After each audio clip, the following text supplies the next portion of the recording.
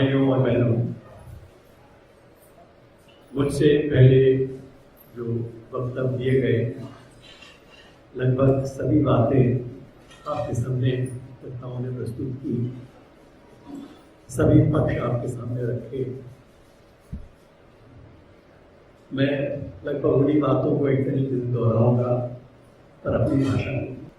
मुझे सीधा बोलने में थोड़ी असुविधा होती है, उम्र के साथ साथ भूलने लगा हूँ, तो बात करते करते भूल जाता हूँ, तो मैं अपने वक्तव्य को लिख कर ही लाता हूँ अधिकतर।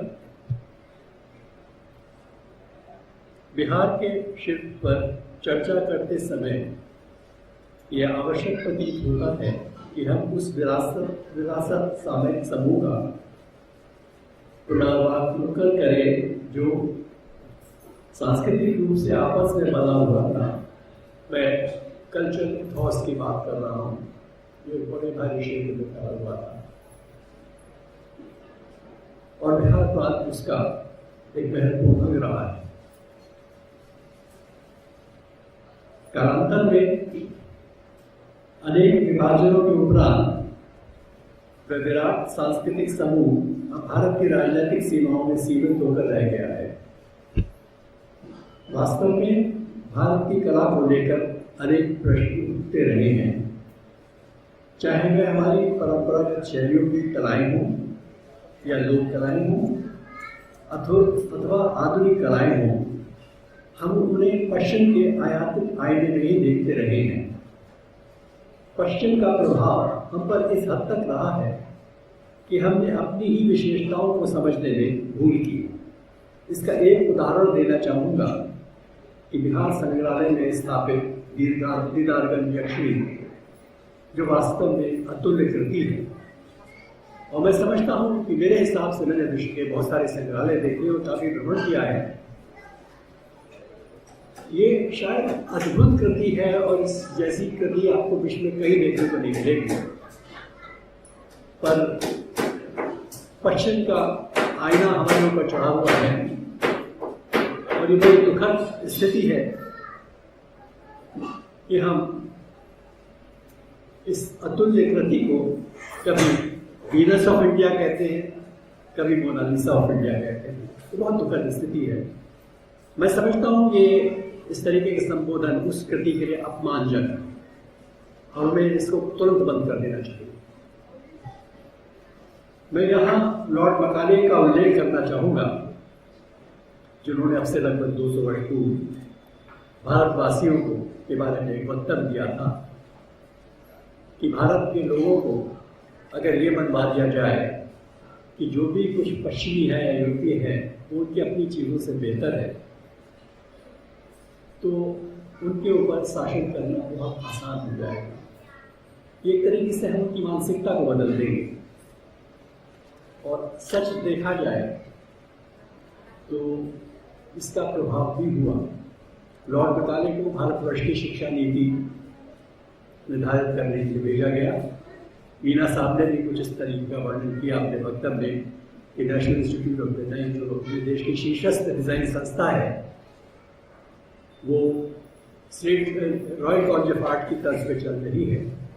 और ये बात सच है। मैं भी वहाँ गया तो मैंने देखा कि भारत तो उसमें नजर आता ही नहीं है। फोर्ड फाउंडेशन में अमेरिकन ने उसको इस्टेब्लिश किया था और यूरोपीय तर्ज पे किया गया था। और ये बात इस तरफ इशारा करती है कि हमें इस दिशा में सोचना चाहिए। लॉर्ड मकाले ने जो शिक्षा नीति हमारे देश में बनाई है, मीना साहब ने भी अपने उत्तर में बात कही है कि देश में जो शिक्षा संस्थान बनाए गए जिसके माध्यम से कला शिक्षा दी गई, वो सब स्कूल ऑफ डिज़ाइन थे। अंग्रेज़ों ने कभी हमारी प्रतिभा को नहीं समझा, हमारे शिल्प को समझा, हमारे हस्तकौशल को समझा। मुझे स्मरण है कि उन्होंने बहुत सारे क्षेत्र यहाँ पर चिन्हित किए थे हमारे देश में, जिसमें भिन्न भिन्न प्रकार के क्राफ्ट सेंटर्स उन्होंने डेवलप किए थे। वहाँ पर वो अपने डिज़ाइंस के ऊपर आकृतियाँ बनवाते थे, चाहे वो सहारनपुर का लकड़ी का काम हो या मुरादाबाद का ब्रासवेट का हो या और अन्य स्थानों पर। फिरोजाबाद में ग्लास का किया था और यहाँ से प्रोडक्ट्स बन के यूरोप जाते थे, वहाँ से उनको फिनिश करके बना के फिर वापस यहाँ पे भेजा जाता था। जिनको हम विक्टोरियन फर्नीचर या उस तरह की कलाकृतियाँ कहते हैं।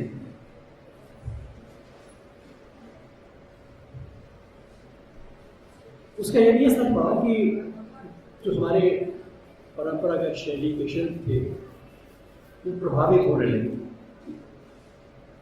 और इस हद तक प्रभावित हो गए कि उनका मूल स्वरूप ही लोप हो गया बहुत सारे क्षेत्रों में। अभी कल जब मैं मधुबनी गया तो मैं आश्चर्यचकित रह गया।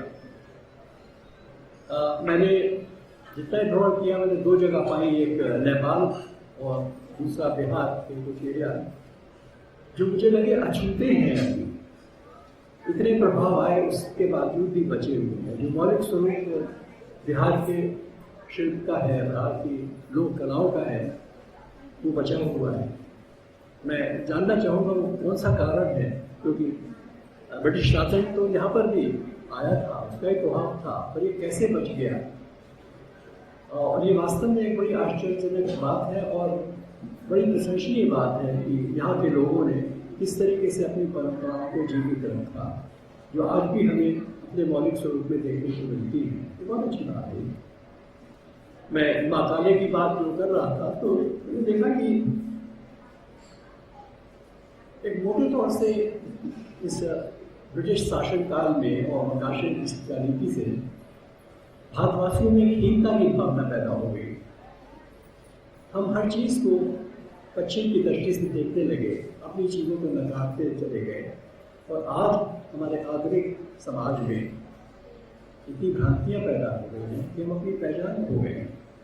अगर हम सामयिक कला की या कंटेम्प्रेरी आर्ट की बात करें यहाँ पर, तो बड़ी दुखद स्थिति है कि आज इतने बड़े बड़े नाम हमारे देश में आधुनिक कला के क्षेत्र में लिए जाते हैं, पर अंतर्राष्ट्रीय परिप्रेक्ष्य में उनकी कोई अहमियत नहीं है।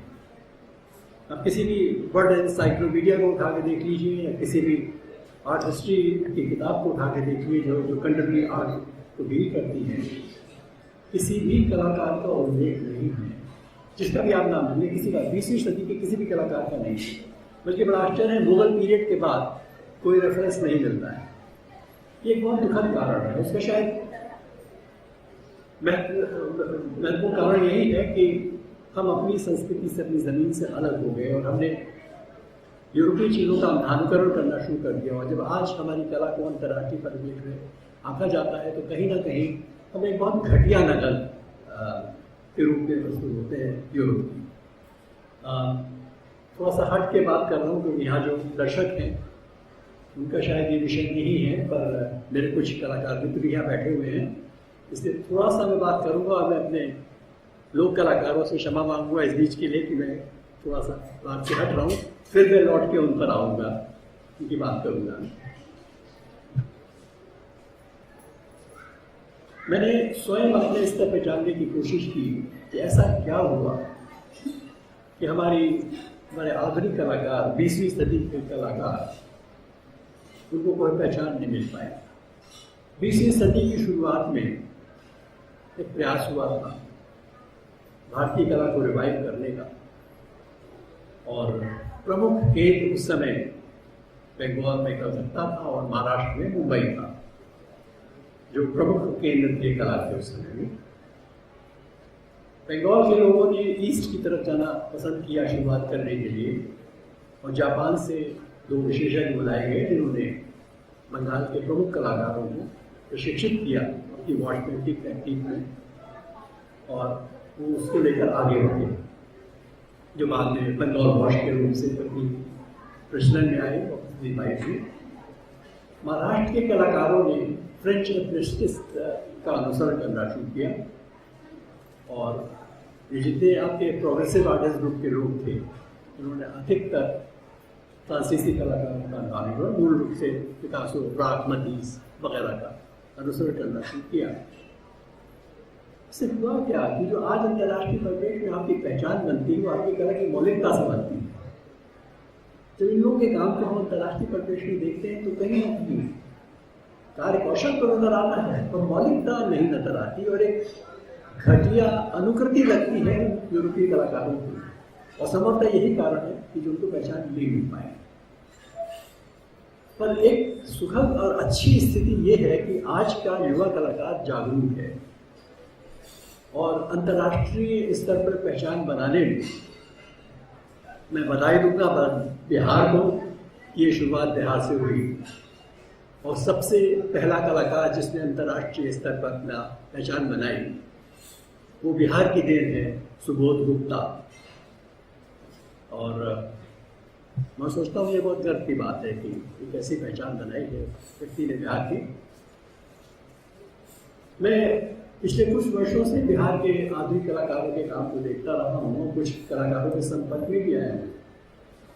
मुझे लगा कि बिहार की ज़मीन बहुत उर्वरक है, थोड़ी ऊर्जा है यहाँ के कुछ कलाकारों में कुछ करने की। दो कलाकारों का मैं नाम लेना चाहूँगा, वैसे बहुत सारे कलाकार हैं जिनका नाम लिया जा सकता है, पर मैं उन दो कलाकारों का नाम लेना चाहूँगा जो मेरे नज़दीक रहे हैं और मैंने उनको बड़े नज़दीक से काम करके देखा है। और उनका नाम मैं इसलिए भी ले रहा हूँ कि जो बात मैं कह रहा हूँ वो बात उनके साथ जुड़ती है। वो मौलिकता की बात, एक अपनी इंडिविजुअल आइडेंटिटी की बात, ये क्षेत्रीय पहचान की बात जो उन्होंने कंटेम्परेरी ईडियम्स के माध्यम से प्रस्तुत की है। उसमें एक है गुप्ता ईश्वर चंद्र प्रकाश जो मधुबनी के जन्मे वहीं रहते हैं, कलाकार हैं। शायद उनको यहाँ पर लंदन बाबा के नाम से पहचाना जाता है। और दूसरे हैं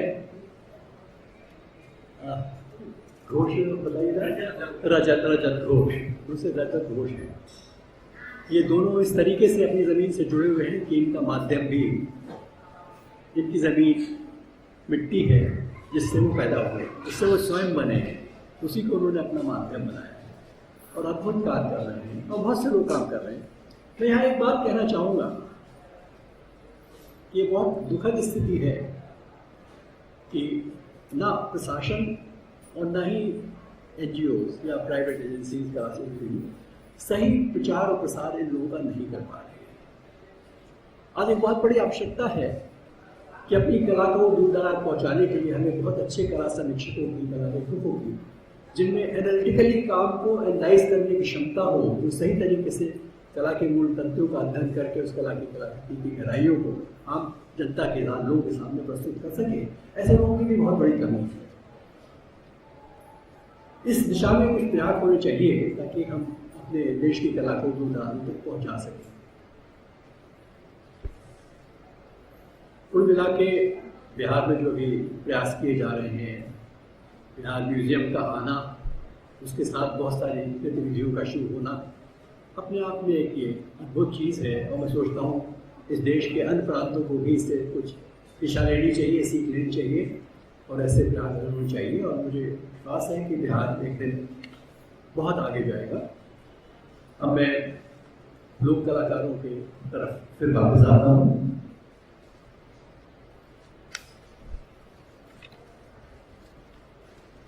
अभी मीना साहब ने जो कहा था, उपेंद्र महाती द्वारा स्थापित संग्रहालय को देखने का सौभाग्य मुझे भी पहली बार कल मिला। सच देखा जाए मैं बिल्कुल अभिभूत हूँ। मैं उस व्यक्ति के काम को देखकर चमत्कृत हूँ, कैसे उस आदमी ने ये सब कर डाला और इतने विशाल स्केल के ऊपर। कल श्याम शर्मा जी ने अपने वक्तव्य में कहा था कि वो जापान गए, बैम्बू क्राफ्ट का विस्तृत अध्ययन करने के लिए, वहाँ से जापानी विशेषज्ञों को लेकर लाए यहाँ प्रशिक्षित करने के लिए। तभी सुमन जी ने अपने वक्तव्य में बौद्ध काल के बारे की कुछ बातें कही, किस तरीके से बौद्ध काल में बौद्ध भिक्षुक लोग बौद्ध धर्म के प्रचार के लिए विदेशों में जाते रहे। ऐसा ही नहीं था, जैसी मेरी जानकारी है, धर्म का प्रचार ही नहीं कर रहे थे वो लोग, बहुत कुछ यहाँ से ले जा रहे थे, बहुत सारा ज्ञान भी अपने साथ लेके गए। एक छोटा सा उदाहरण देना चाहता हूँ, जरा हटके है वो, पर जिज्ञासावश मैंने कुछ खोज की और मुझे उसके बारे में जानकारी मिली। एक बड़ा प्रचलित हमारे यहाँ शौक है बोनसाई बनाने का, ड्रॉफ पेड़ पौधा बनाने का, और उसको हम लोग चीनी जापानी कला के रूप से जानते हैं। तो जब अशोक की पुत्र पुत्री धन का प्रचार करने के लिए विदेशों में गए तो बोधिशक वृक्ष की एक छोटी सी शाखा को उन्होंने एक पात्र में, सुंदर से पात्र में प्लांट करके वो एक प्रतीक के रूप में वो लेकर गए थे। श्रीलंका में उसको ज़मीन में उन्होंने गाड़ दिया और वहाँ पर एक वृक्ष बन गया। पर चाइना में जहाँ लेकर गए तो उसको उसके धार्मिक महत्व को समझते हुए उन्होंने उसको वैसे के वैसे ही सुरक्षित रखा, उस पात्र में वैसे ही उसको रख दिया। और जिस तरीके की विलक्षण बुद्धि और जिस तरीके का शिल्प कौशल चाइनीज़ का है वो आप सभी जानते हैं। उन्होंने उस वृक्ष को वैसे ही जीवित रखा और शायद वो आज भी वैसे ही जीवित है उसी पात्र में, जिस पात्र में वो गया था। इस बात को कहीं एडमिट तो नहीं किया गया है, स्वीकारा तो नहीं किसी ने, पर मेरा अनुमान है कि बोनसाई का जन्म वहीं से हुआ, ये कला का जन्म वहीं से हुआ और आज वो एक विस्तृत कला के रूप में जानी जाती है और उसका श्रेय हम जापानी और चाइनीज़ को देते हैं। वैसे ही मैं एक बात कहना चाहूँगा, हमारी जो लोक कलाएँ हैं उनका आधार उनका परिवेश होता है। जिन संसाधनों का उपयोग करते हैं वो प्राकृतिक रूप से उपलब्ध संसाधन है जो उनके चारों तरफ बिखरे होते हैं। जहाँ तक प्रश्न वेणुशिल्प का है, बाँस का है, बिहार में हमेशा ही बाँस प्रचुर मात्रा में मिलता रहा है और आज भी मिलता है। तो बाँस का प्रयोग कलाकृतियाँ या दैनिक जीवन की आवश्यक चीज़ों के इसमें इस्तेमाल करना एक बहुत स्वाभाविक प्रक्रिया है। ये कहीं विदेश से नहीं है, ये यहीं पर जन्मी है और यहीं पर ये पल पल के बड़ी हुई है। आज जो स्थिति है हमारे ये वेद महती संस्थान के प्रयासों से, बिहार सरकार के उद्योग विभाग के प्रयासों से जो कार्य हो रहे हैं वो वाकई में सराहनीय है। मैं हृदय से उनकी प्रशंसा करता हूँ और बस मुझे एक कमी महसूस हो रही है। काम तो बहुत अच्छा हो रहा है, हर क्षेत्र में बहुत अच्छा काम हो रहा है। मुझे उससे एक कमी महसूस हो रही है कि किसी भी लोक कला को पनपने के लिए उसका व्यावसायीकरण करना बहुत आवश्यक है। वहाँ पे भी हमें थोड़ा सावधान रहना पड़ेगा। कई बार क्या होता है व्यावसायीकरण करने में उसका मौलिक स्वरूप ही खो बैठते हैं। कहीं ऐसा ना हो कि उसका मौलिक स्वरूप हो जाए और उसका व्यावसायीकरण बहुत ज़रूरी है, क्योंकि जो लोग उस कार्य को करते हैं उनको जिंदा भी रहना है, उनके जीवन की आवश्यकताएं भी। जब तक वो पूरी नहीं होगी तब तक वो आगे नहीं बढ़ पाएंगे। मैंने एक चीज़ देखी इस बात में, दो स्थान का मैं उल्लेख देना चाहूँगा विदेशों में। एक तो अमेरिका में न्यू मैक्सिको का इलाका जहाँ अमेरिकन इंडियंस रहते हैं, उनकी सारी लोक संस्कृति बस न्यू मैक्सिको तक ही सीमित है। थोड़े से लोग हैं, उनकी लोक कलाएँ हैं, पर वो कलाकार जो हैं सुशिक्षित कलाकार हैं, अपनी परंपराओं का निर्वाह करते हैं और जब उनके अनुष्ठान होते हैं तो उसमें सब भागीदारी करते हैं और कुछ समय के लिए वो पूरी तरीके से परिवर्तित होकर उस काल में चले जाते हैं इस काल को वो पोर्ट्रे कर रहे हैं। दूसरा ये कि उन्होंने वहाँ पर एक अमेरिकन इंडियन एकेडमी बनाई, स्थापित की है, जो लोक कलाओं के ऊपर हमेशा शोध करती रहती है, उनके प्रचार प्रसार और मार्केटिंग हर चीज़ का जिम्मा लेती है। और आज स्थिति है कि अमेरिकन इंडियन लोक कलाकार जो है पूरी तरीके से स्वावलंबी है, सक्षम है और अपने परंपराओं को जीवित रखते हैं। दूसरा उदाहरण मैं देना चाहूँगा ऑस्ट्रेलियन एबॉर्जिनीज का, जो सेंट्रल ऑस्ट्रेलिया में एबॉर्जिनल ट्राइब रह रहे हैं। जब ऑस्ट्रेलिया में विकास होना शुरू हुआ, यूरोपीय लोग वहाँ जाके बस गए और आज तो ऑस्ट्रेलिया किसी भी यूरोपीय देश के देखने से संपन्न और समृद्ध देश है। एक बहुत बड़ा सवाल वहाँ पर उठा, कुछ बुद्धिजीवी लोगों ने सवाल उठाया कि इतना एडवांस, इतना सुसंस्कृत देश और उसके बीच में अभी भी पिछड़ी हुई जातियाँ रह रही हैं। क्या हमारा ये दायित्व नहीं होता कि हम उनको सुशिक्षित करें, हम उनके बारे में कुछ करें, उनकी ज़िंदगी को बेहतर बनाएं? तो एक दूसरा ग्रुप उठ के आया और उसने कहा कि देखिए, अगर हम सही तरीके से देखें तो वो शायद ज़्यादा सुखी है, वो ज़्यादा प्रसन्न है बनस्पत हम लोगों के। शहर का प्रेशर है, शहर का दबाव है, इस आधुनिकीकरण का दबाव जो एक भयंकर है, जिससे हम लोग त्रस्त हैं और हम उस आधुनिकीकरण को स्वीकार किए हुए हैं, पर वास्तव में देखें उस आधुनिकीकरण ने जो एक मानसिक तनाव हमको दिया है, जिसके हम लगता है आदी हो गए हैं, पर ये बहुत भयंकर तनाव दिया है। और मेरे ख्याल से 90% लोग इस समाज के, जो सभ्य समाज, जो सुसंस्कृत समाज या जो शहरी समाज है, मानसिक रूप से, शारीरिक रूप से त्रस्त ही। जबकि आप उन क्षेत्रों में जाएंगे, जैसे कल मैं मधुबनी गया, जितनी सहजता वहाँ के लोगों में, इतने सौम्य वो लोग थे, मुझे शहर के लोगों में वो अंतर नजर आता है। कितने प्रेम से, आप बताइए, एक कलाकार जो 11 बार जापान हुआ है, सारा विश्व का भ्रमण कराइए, पुरस्कार प्राप्त है, क्या सहजता है। हम अपने कलाकारों में एक नेशनल अवार्ड मिल गया, हमारे पर निकल आते हैं, हम लोग ऐसे से उछल के बात करते हैं, जिसे बात नहीं करते। कितनी सहजता थी, मैं तो बिल्कुल अभिभूत हो गया वो सहजता देखने कर, वही सहजता जो उनकी कला में, क्योंकि जो आपका व्यक्तित्व है आपकी कला में आता है, और हमें लोक कलाकारों को वही है। कई बार तो मुझे बड़ा डर लगता है इस बात को सोच के कि जब इन लोगों का आधुनिकीकरण हो जाएगा, ये हम जैसे हो जाएंगे, तो उस कला का क्या होगा।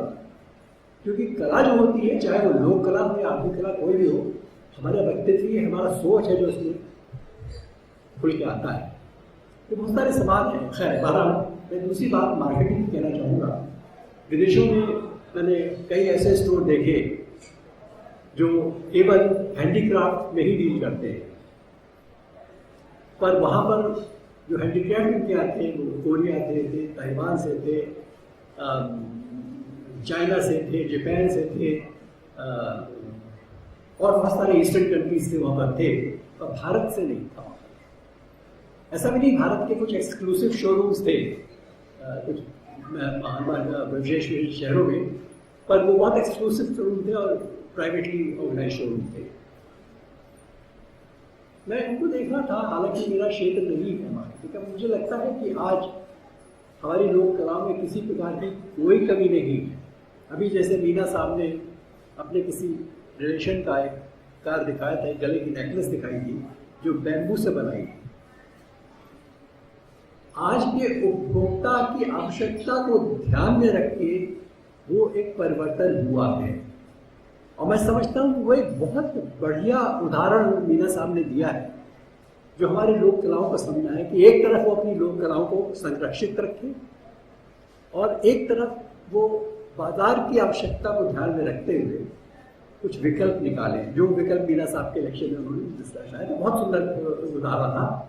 और मैं चाहूँगा कि इस तरीके के कुछ उदाहरण और प्रस्तुत कभी किए जाएं, ताकि हमारे लोक कलाओं को समझ पाए।